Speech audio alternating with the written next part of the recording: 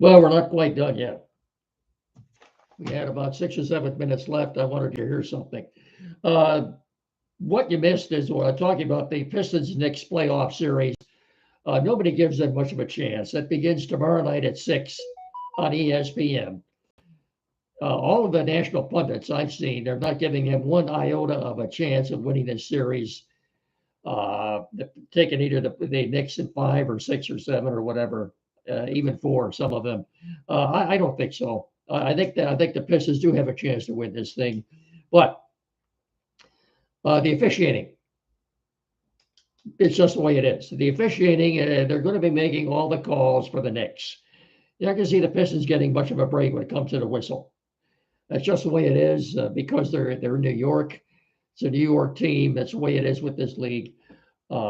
That's what turns a lot of people off to NBA basketball. But there is no other sport in which the officials control the sport more than NBA basketball, and that's not going to change here.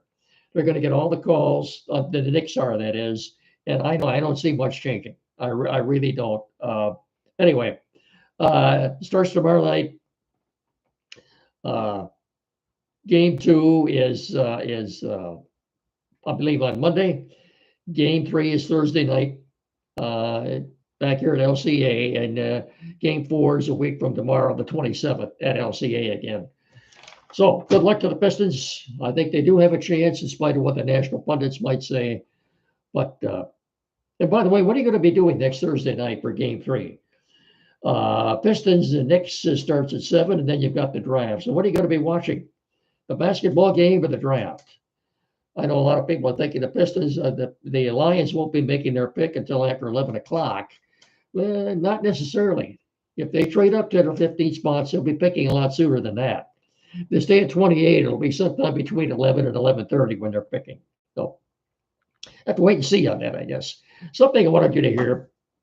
Aaron Glenn said in regard to his departure with the New York Jets, how that went down with he and Aaron Glenn. I wanted you to hear this. It would clearly illustrates what Aaron Rodgers is like, and I want you to hear this. Here we go.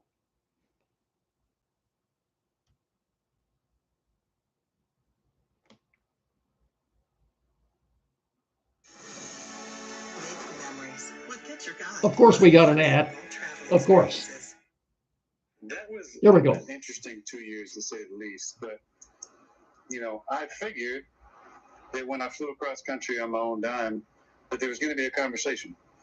And takes about 3 minutes. Thing to me, and the strange thing was, when I went out there, I meet with the coach. We start talking. Oh boy. See, they don't want this. They don't want this out there. They don't want this out there. They don't want this out there right now. You're back. He cut out for a second or two. So where'd I leave you there? You meet with the coach. You meet with the coach. We start talking. He runs out of the room. I'm like, that's kind of strange. I was like, then he comes back with the GM. And I'm like, all right. So we sit down in the office. And I think we're going to have this long conversation. I've flown across the country.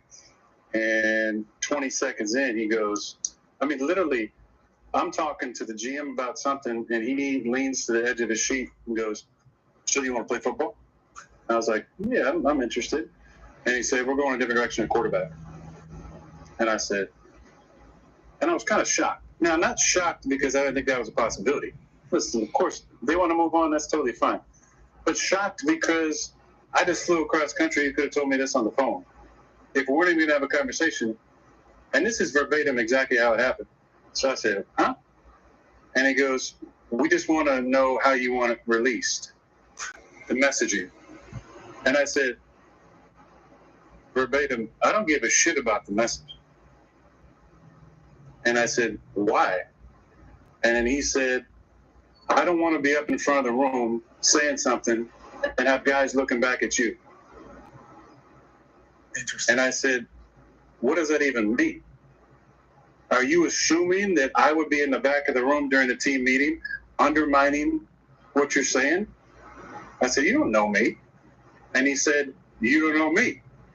And then I said, Exactly, which is why I flew across the country to have a face-to-face meeting with you to talk about my experience with the Jets and to hear your vision for the team. 20 seconds in.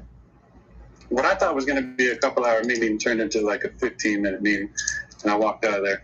But So at that moment, that was a strange meeting for sure. There was no me pleading like, please have me on the team. No, I don't know. Or I don't want any part of that. It was already a debacle in some cases. Okay, that's it. You heard everything. So that's what transpired between Aaron Rodgers and Aaron Glenn when he was told he was no longer going to be on the team. Since then, he has a conversation with Mike Tomlin in Pittsburgh. I don't know where that's going. I hope you heard this. I wanted you to hear it. Give you some clearly illustrates what kind of a jerk Aaron Rodgers is, and that's too bad. He's a Hall of Fame career to go out like this. Not good. Not that good at all. That's going to do it.